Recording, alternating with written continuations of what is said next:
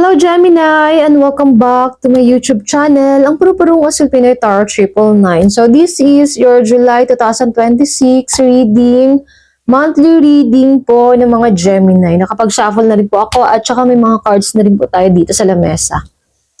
Okay. You know what, Gemini, yung pinakaunang card na lumabas sa reading po ng Aries, lumabas din po sa reading mo, Gemini.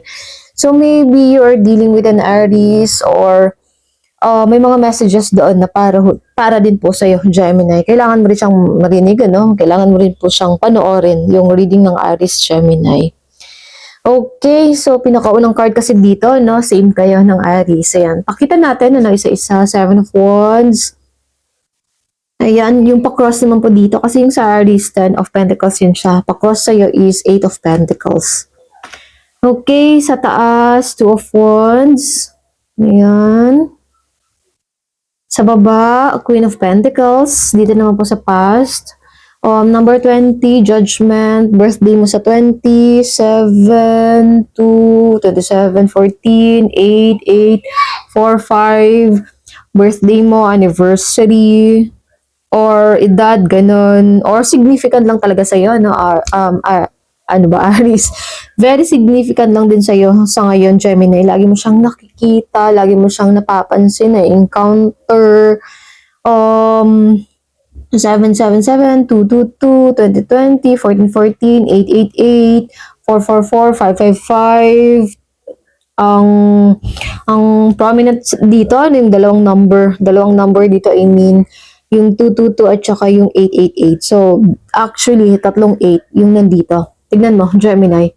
8 of Pentacles, 8 of Wands, and then 8 of Swords. Diba? Daming 8. So, 8, lots of money, financial abundance is on its way to you right now. You're aligned with the money. You're aligned with the universe. You are in harmony. Your thoughts and actions are in harmony. So, keep a positive mindset, positive affirmation every morning.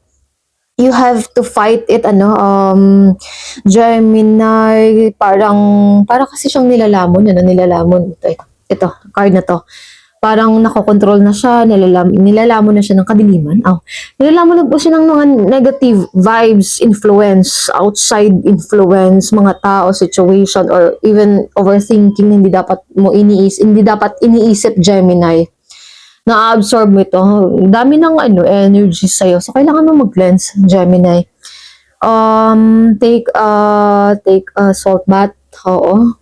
Tapos, pwede din, yung maghugas ng kamay, yung may asin para mawala yung bigat, yung negative, yung kamalasan, yung mawala yung pagiging said ng kamay para makapasok yung pera, makatanggap ulit ng unending flow of money, unlimited cash flow of money, ganun.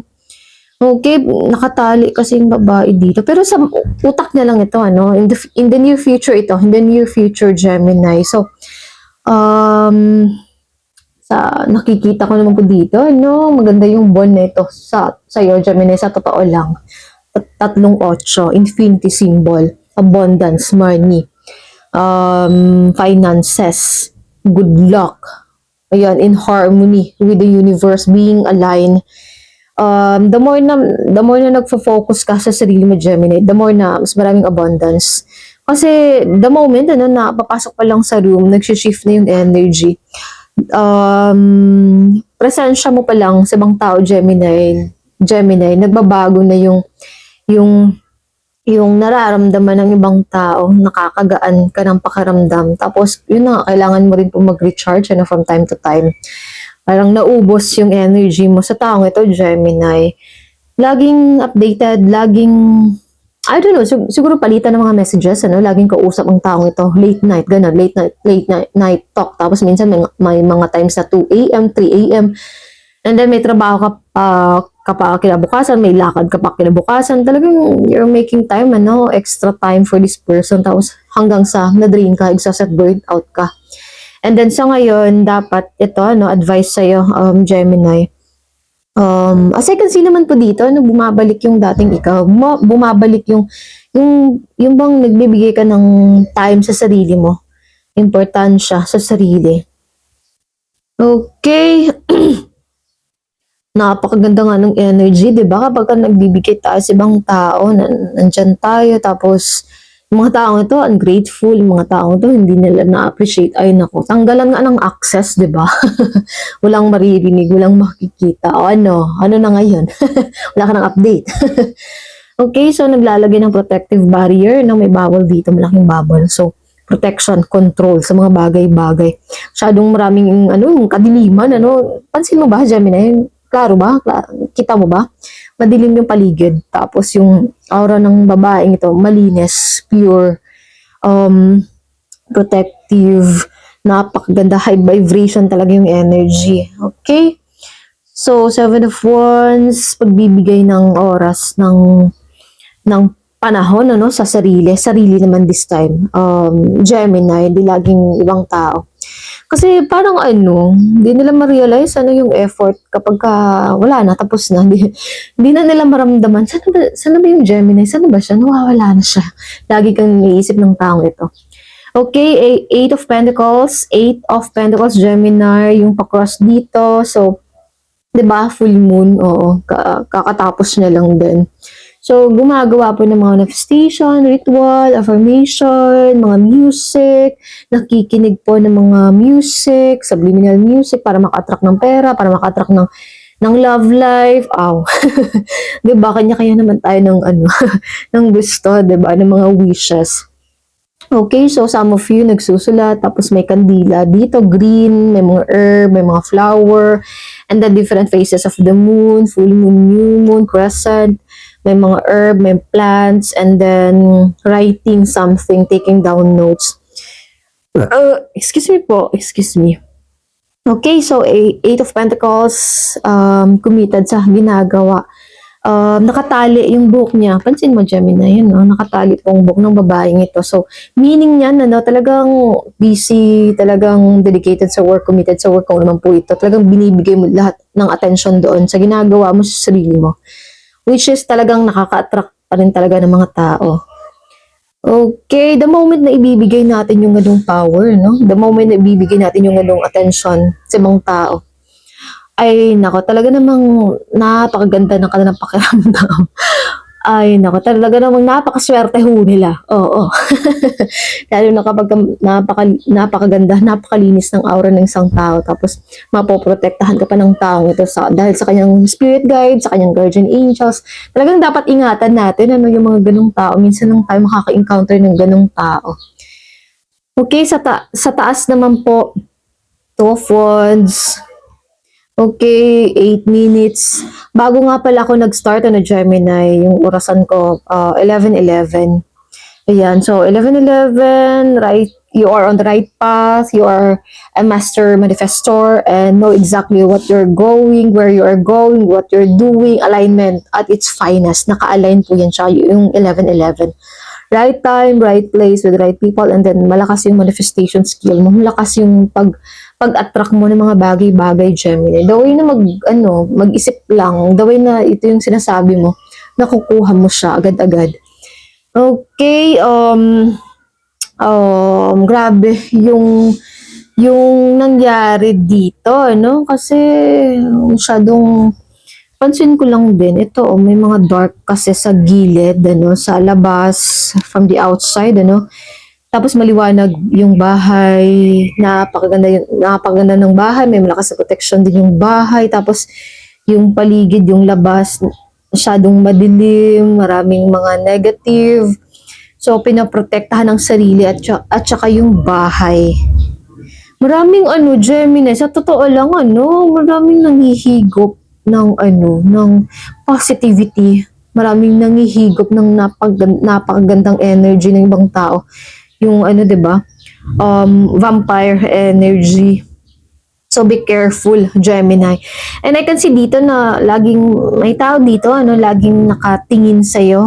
Yung mga ginagawa mo, I don't know, siguro pera mo din, nakatingin din siya kung magkano yung nasa pitaka mo, yung pera mo, yung kita mo, which is talaga, red flag talaga, 'di ba? Dapat hindi malaman ng tao yung 'di ba? Okay, so maano ko lang din sa'yo, Gemini, kahit naman ako nakasuot din po ng evil eye. So, careful may kasi dito, may tao dito, may mga tao dito na laging nakatingin sa'yo, Gemini. Masama yung tingin ho nila, nanguusog, ng evil eye. I don't know, parang may cross yung dila. May tao dito na kailangan mong protektahan ang sarili mo, Gemini. Okay, inggit. Puno ng inggit ang puso. Puno ng inggit. Yun yung narinig ko, Gemini. So be careful, Ayan, kahit naman ako, suot-suot ko yung aking pong evil eye na bracelet.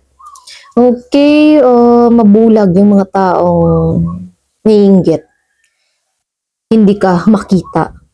Yung mga taong di magiging masaya sa tagumpay mo, hindi ka rin makikita.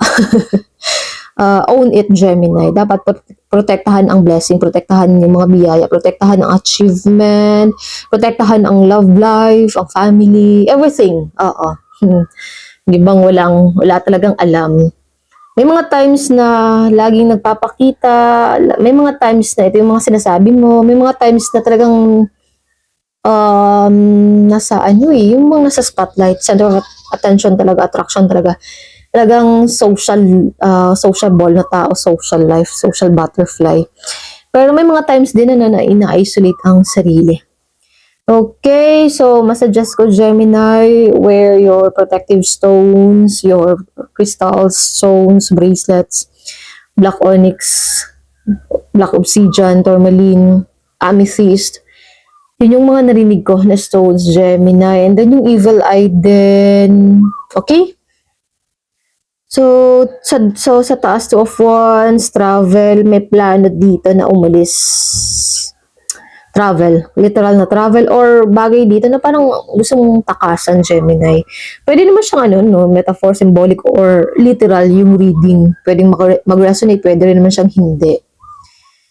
Okay, check mo na lang yung moon sign mo, Gemini.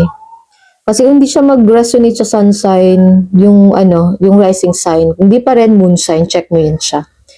Pero lagi namang sinasabi, 'di ba, kahit yung ibang reader na sun, moon, rising, Venus, and North Node. So, para makita yung whole picture, para makita yung ibang angulo. Queen of Pentacles, nakafocus sa pera, yung sa stability, sa stability. And then, pansin ko yung bracelet ng babaeng ito. Yan, colorful. Ang gaganda.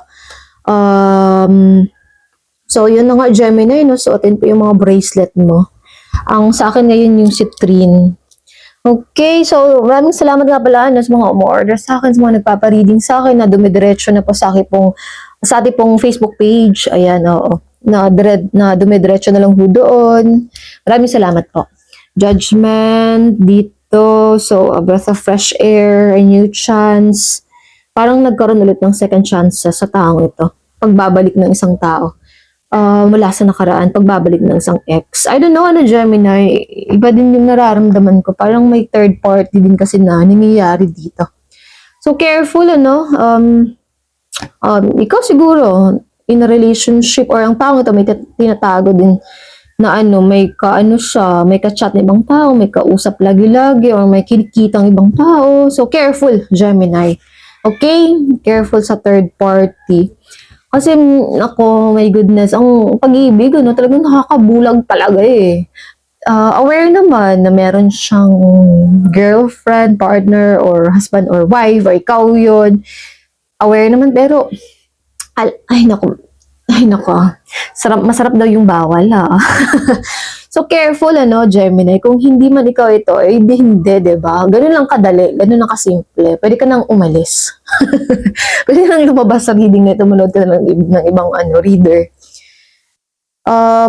Tao na magbabalik dito, tao na magkakaroon ulit ng second chances. So, siguro, pag-uusap na lang din, dalawang tao, dalawang lalaki.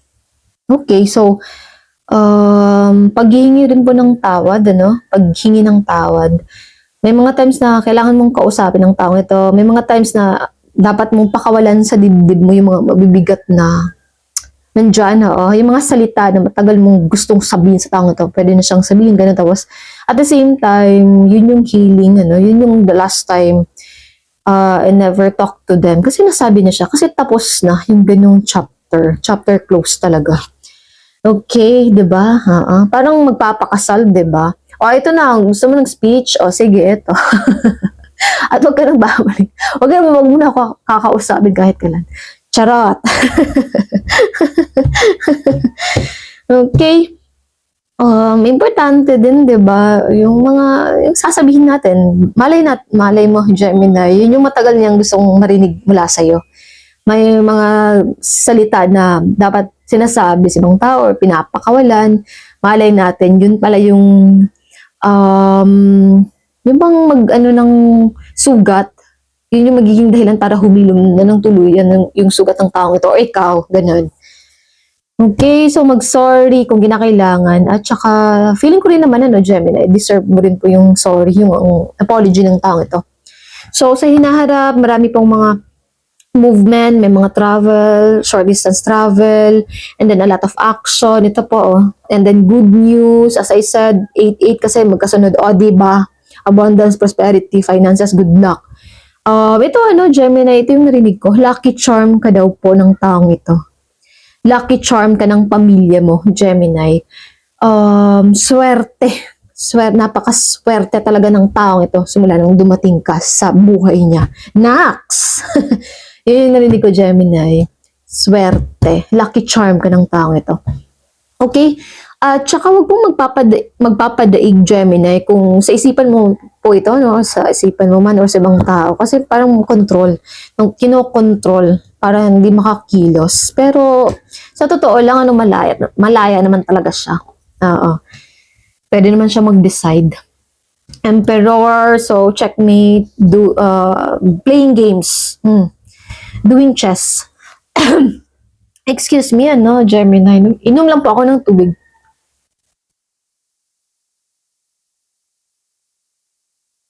Careful. May nakikita ako dito. May nararamdaman ako dito, Gemini. 2, 3 tao. 2 hanggang 3 tao. Sa mga single po ito. Sa mga single. Na magpapananda, mga admirer. Pero may isang tao dyan na naglalaro lang, Gemini. I don't know, siguro mind games. Tapos, Gemini pa talaga yung inano niya, diba? Oh my goodness. Talo talaga. Huwag ka nang makipag-mind game, kapag ka-air sign. Babalik sa'yo. Tahimik lang yan siya, pero gusto niyang matutunan yung mga bagong mga tactics. Tahimik lang yan. Kunwari, na mamanipula yung isang tao, pero may gusto din palang alamin yung shell. Okay, nakikipaglaro ng mind game. So, careful, kasi kapag kokontrolin ka ng tao, magkakaroon ng authority. Tapos, ikaw naman yung Gemini na, di ba, kahit na hangin, di ba, hindi mo nga maano. Yung hangin, di ba? Kung laro sa mind games, game. Sino yung unang, mag-learn ng kanyang lesson. Okay, so 5 of Pentacles. I can see dito sadness, Gemini. May times dito, na parang stagnant. May times dito na na-block ka, Gemini. Hindi ka makakilos, hindi ka, walang movement. Hindi ka, excuse me po, hindi ka makagalaw, makakilos, makapag-decide ng maayos. Roller coaster, yun narinig ko. Hindi na ako makapagsalita din. Hirap na ako. Okay, tapusin na natin yung reading. Oo. So, the world card chapters will be closed, this month. May matatapos dito. Pakiramdam ko naman, magiging masaya ka na natapos ito. Kasi, sobrang ngiti, grabe yung ngiti ng babae ito. Ay, salamat, tapos na. Parang ganun. Parang, 'di ba, kapag may isang ending, may achievement yan siya, may mga rewards na paparating sa iyo, Gemini. Page of Wands. So, may dito, may tao dito na laging nakatingin sa iyo, laging updated sa iyo, Gemini, na I don't know, na-addict. Yun yung narinig ko. Na-addict sa energy mo. Kasi, napakaganda, napakabait. Mabait daw? Aw. The Devil card, oh my goodness. Addiction, codependency. And then, sasabihin ng tao ito, puntahan kita, saan ka? Yan, Chariot card. Saan ka? Puntahan kita. Yan, lovers. So, diba? A lot of love, romance, into dating. Tapos, a lot of mind games. Laging nag-iisip. Oh. Okay, so I hid who I really am from you. I want you. Gusto ka ng taong ito. I am not available. So, siguro, busy sa work. I am so attracted to you, Gemini. Okay? You speak to me through music, something na pinapakinggan lagi. Kapag ka naririnig mo yung music nito, naalala mo yung tao ito, Gemini. Or may sinabi siya ng nakanta sa'yo, tapos yun yung pinapakinggan mo. Okay, attracted talaga sa yung tao ito, Gemini. Lagi kang naiisip, parang nababaliw din, ano? Parang nababaliw din ang tao ito sa Gemini. Okay, magkikita kayo ulit, mag-uusap kayo ulit ng taong ito, Gemini. Tapos, may nalaman kang nagsinungaling siya. Siguro yun yung dahilan kung bakit ayaw mong kausapin ng taong ito, Gemini.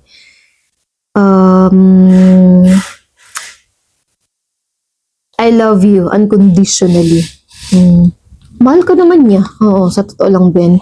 We will be together again. Diba? Miss ang isa't isa. Magkikita, magmi-meet up ulit. Magkakaroon ng, I don't know, parang nag-grow.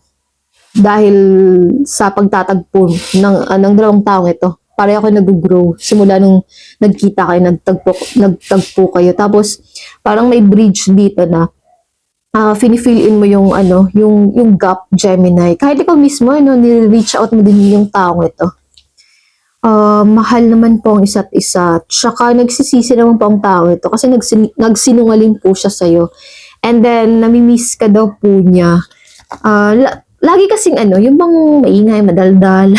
Lagi may mga share mga memes, videos, may mga audios, late night talks, may mga conversation messages.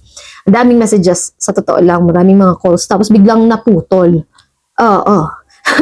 At yun yung hinahanap-hanap ng tao ito. Saan ka daw po? At saka grabe yung attraction, na nangyayari sa yung dalawa. Gemini, attractive ka daw po, magnetic, napakaganda. Napakagwapo mo daw po, Gemini. And then, I don't know, para kasi may dito, parang, I miss your body. Yun yung narinig ko, Gemini. I miss your body. I miss touching you. I miss touching your body. Okay. So, active yung sexual life, active yung sacral root chakra, active yung very fertile, careful this time, Gemini. Kasi, may nararamdaman din ako dito, na gusto ng tao na magkaroon ng pamilya. Gusto niyang magkaroon ng baby sa'yo, makabuo ng baby. Okay, so yun lamang po ang ating reading para po sa mga Gemini. At salamat po. Bye!